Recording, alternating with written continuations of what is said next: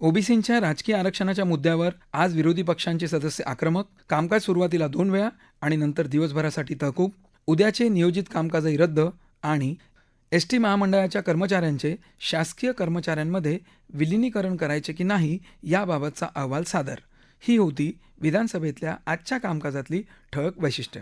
आज सकाळी 11 वाजता कामकाज सुरू होताच विरोधी पक्षनेते देवेंद्र फडणवीस यांनी ओबीसी समाजाच्या राजकीय आरक्षणाचा विषय उपस्थित केला.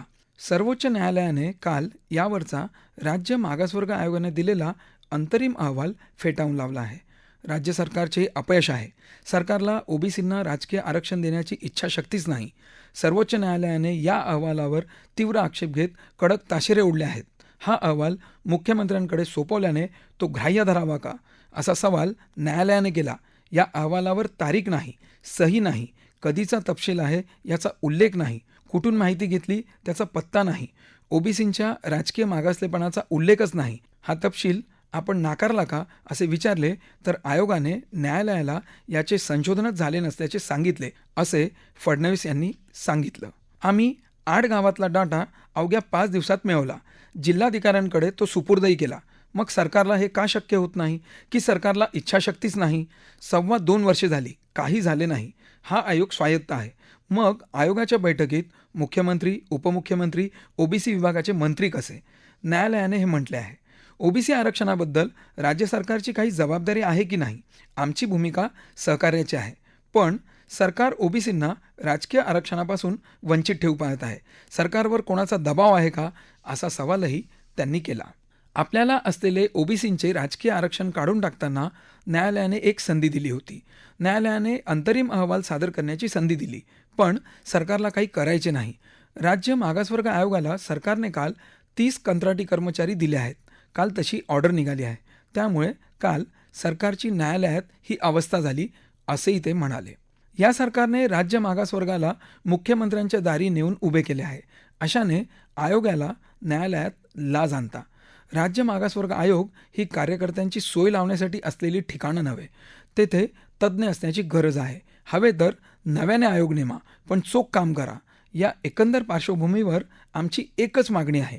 जोपर्यंत ओबीसींना राजकीय आरक्षण मिळत नाही तोपर्यंत येथे स्थानिक स्वराज्य संस्थेची एकही निवडणूक होता कामा नये. सरकार वारंवार सांगते एकही निवडणूक आरक्षणाशिवाय होणार नाही, पण आत्ताच 5 जिल्हा परिषदांच्या 105 पंचायतींच्या निवडणुका झाल्या. त्यामुळे आजचे सर्व कामकाज बाजूला ठेवून ओबीसींच्या राजकीय आरक्षणावर चर्चा झाली पाहिजे, असे फडणवीस यांनी सांगितले. सरकारच्या वतीने अन्न व नागरी पुरवठा मंत्री छगन भुजबळ यांनी बाजू मांडताना चर्चेची आवश्यकता नसल्याचं सांगितलं. विरोधी पक्ष ओबीसींच्या पाठीशी आहे हे निश्चितच स्वागतार्ह आहे. अवघ्या 15 दिवसात आम्ही अहवाल तयार केला. त्यात काही तांत्रिक त्रुटी राहिल्याही असतील. कालच आम्ही मंत्रिमंडळाच्या बैठकीत यावर विचार केला आहे. ओबीसींच्या आरक्षणाशिवाय कोणतीही निवडणूक घ्यायची नाही असा निर्णय आम्ही केला आहे. या विषयावर चर्चा करत बसण्यापेक्षा त्यावर मार्ग कसा काढता येईल हे ठरवले पाहिजे, असे ते म्हणाले. तुम्ही म्हणणार 2 वर्षे तुम्ही काही केले नाही. आम्ही म्हणणार त्याआधी 5-7 वर्षे तुम्ही का त्यावर बसून राहिलात? मोदी सरकारकडे आम्ही एम्पिरिकल डाटा पाठवला होता. मग त्यांच्या सरकारने 7 वर्षे का निर्णय घेतला नाही? अशी एकमेकांवर चिखलफेक करण्यापेक्षा, एकमेकांची धुनी धुण्यापेक्षा ओबीसींच्या आरक्षणावर एकत्र बसून काम करूया. संपूर्ण देशाला एक वेगळा मेसेज देऊया. चर्चेत वेळ घालवण्यापेक्षा हे सकारात्मक होईल, असंही भुजबळ यांनी सांगितलं. परंतु विरोधी पक्षनेते फडणवीस या उत्तराने समाधानी झाले नाहीत. त्यांनी चर्चेची मागणी लावून धरली. त्याचबरोबर विरोधी पक्षांचे सदस्य आक्रमक होऊन घोषणाबाजी करू लागले. महाविकास आघाडी सरकार हाय हाय अशा घोषणांनी विधानसभा दुमदुमून गेली. तेव्हा विधानसभेचे उपाध्यक्ष झिरवाळ यांनी या विषयावरची तातडीने चर्चा फेटाळून लावत प्रश्नोत्तराचा तास पुकारला. त्यामुळे विरोधक अधिक आक्रमक झाले. यावेळी झालेल्या गदारोळामुळे उपाध्यक्षांनी कामकाज 20 मिनिटांसाठी तहकूब केलं. कामकाज पुन्हा सुरू होताच पुन्हा विरोधकांनी घोषणाबाजी सुरू केली. तेव्हा तालिकाध्यक्ष दीपक चव्हाण यांनी दुपारी 12 वाजेपर्यंत कामकाज स्थगित केलं. कामकाज पुन्हा सुरू होताच पुन्हा विरोधकांची घोषणाबाजी सुरू झाली. त्यातच उपाध्यक्षांनी विविध शासकीय कामकाज उरकून घेतलं.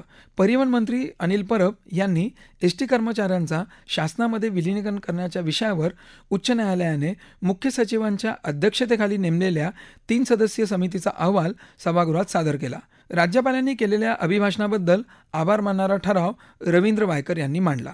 राज्यपाल अभिभाषण करत असताना विरोधकांनी गदारोळ केल्यामुळे राज्यपालांना अभिभाषण अर्ध्यावरून सोडून जावे लागले, हे खेदजनक होते.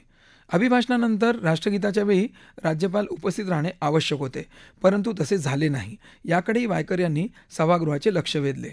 महाराष्ट्र कर्नाटक सीमा भागात मराठी भाषिकांवर होत असलेल्या अत्याचाराबाबत केंद्र सरकार दुटप्पी भूमिका घेत असल्याचा आरोपही त्यांनी केला.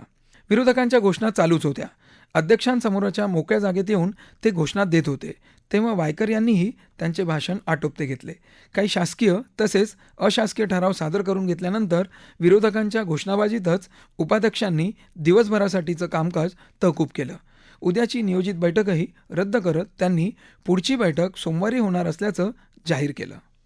आज विधान परिषद सभागृहाचे कामकाज अवघ्या पाऊण तासात संपवण्यात आलं. इतर मागासवर्ग आरक्षणावरून हे आघाडी सरकार गंभीर असून त्यासाठी एक वेगळा कायदा सोमवारी सादर करण्यात येईल, अशी घोषणा उपमुख्यमंत्री अजित पवार यांनी केली. आज सायंकाळी होणाऱ्या मंत्रिमंडळाच्या बैठकीत याला मान्यता देऊन सोमवारी सभागृहात हा विषय मांडला जाईल, अशी माहिती त्यांनी दिली.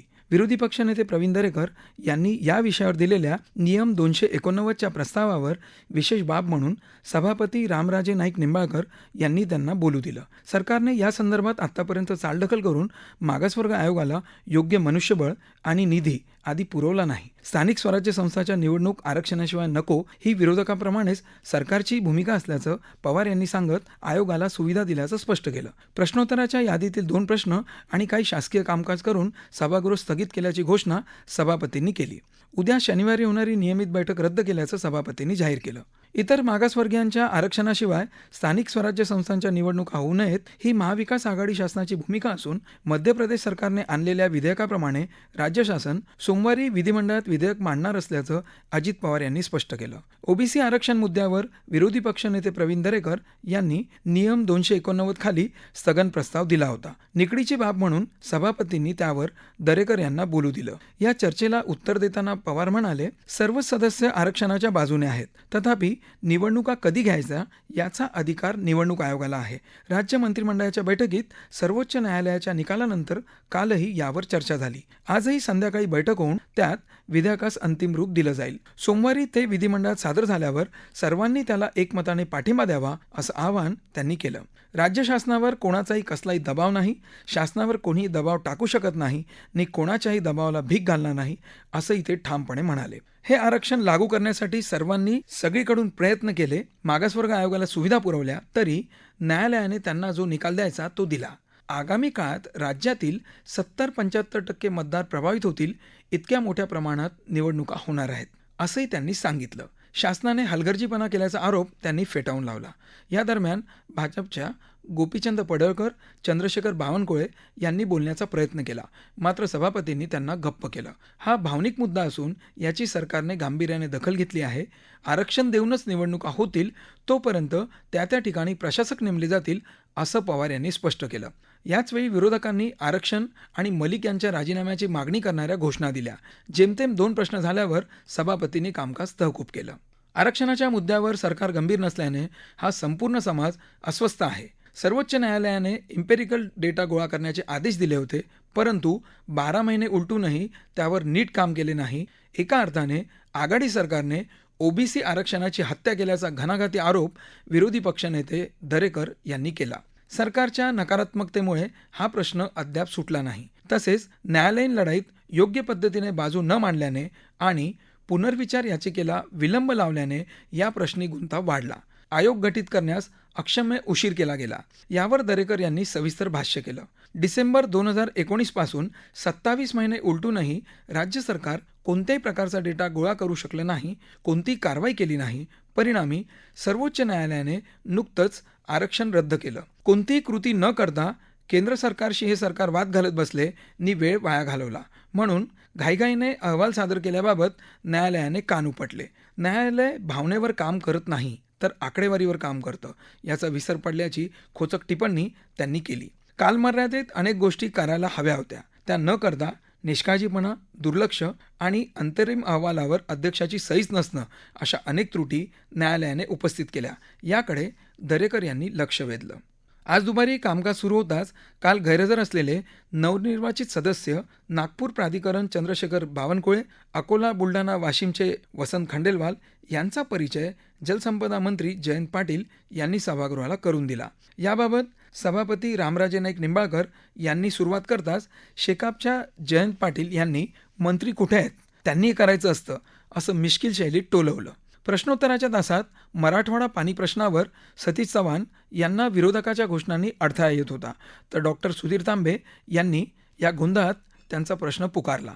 सभागृहातील वातावरण बरोबर नसल्याचं सांगत सभापतींनी कामकाज तहकूब केलं. त्यानंतर कार्यक्रम पत्रिकेवरील अतारांकित प्रश्नांची पहिली, दुसरी, तिसरी, चौथी, पाचवी, सहावी, सातवी, आठवी, नववी, 10वी, 11वी, 12वी, 13वी, 14वी, 15वी यादी सभागृहाच्या पटलावर ठेवण्यात आली. लोकायुक्त, उपलोकायुक्त महाराष्ट्र यांचा 43वा वार्षिक एकत्रित अहवाल स्पष्टीकरणात्मक ज्ञापनासह सभागृहासमोर ठेवण्यात आला.